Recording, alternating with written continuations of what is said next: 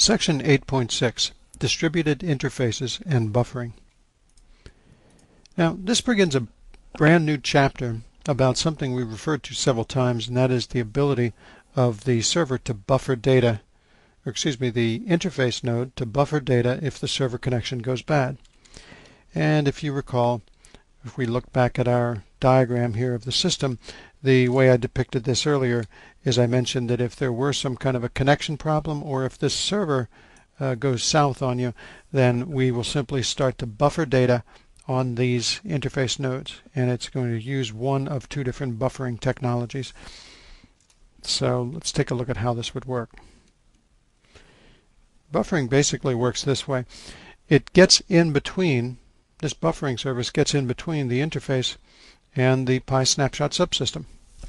So if buffering is not installed, then the interface simply makes a connection.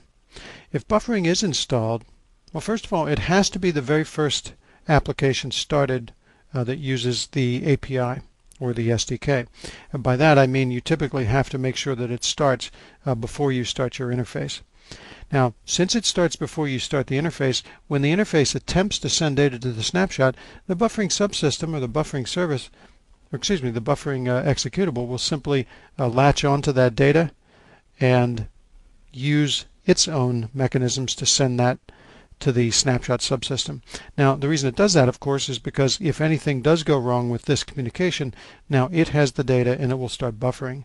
And in fact, the interface, well, the interface is kind of just a dumb client in this regard. It doesn't know that the buffering is occurring, and it will simply send the data, and buffering system will take care of the rest of it. As I've mentioned a couple of times earlier, we do recommend that you do install and use buffering so that interfaces can continue to collect data even if the server is not available. Buffering is a Windows service, and in point of fact, there's actually two different types of buffering available.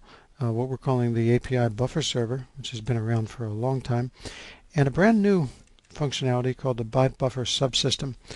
And you know what? That's as much as I'd like to say about that right now, because, well, it just adds a huge amount of complexity, and we really need to know something about high availability servers before we discuss that in detail.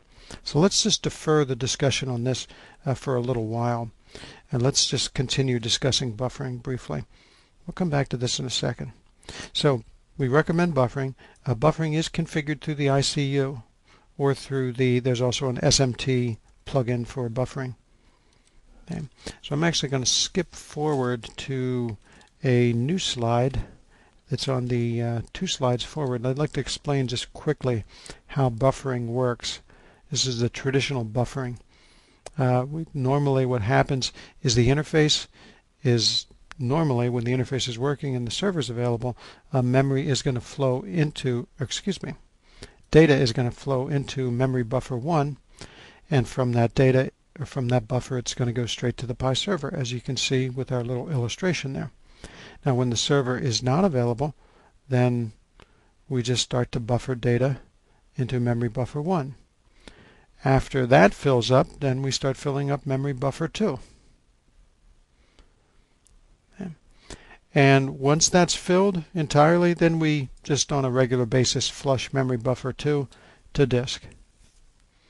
So we're looking at kind of the guts of the system, and most of that doesn't make any difference to the user, but that's how it works. Now, when the server responds, as you can see, it is we are going to retrieve the data in the order in which it was first added, and while we do that, we're going to continue to add new values at the end of the list, and then gradually shuffle that data through to memory buffer 1. And then from there, hopefully catch up. Now, there are actually situations in which you can get to because of network latency or whatever performance problems where, in fact, it doesn't catch up. And at that point, we would suggest you give us a call on tech support. And I'll show you how you can monitor whether that's happening.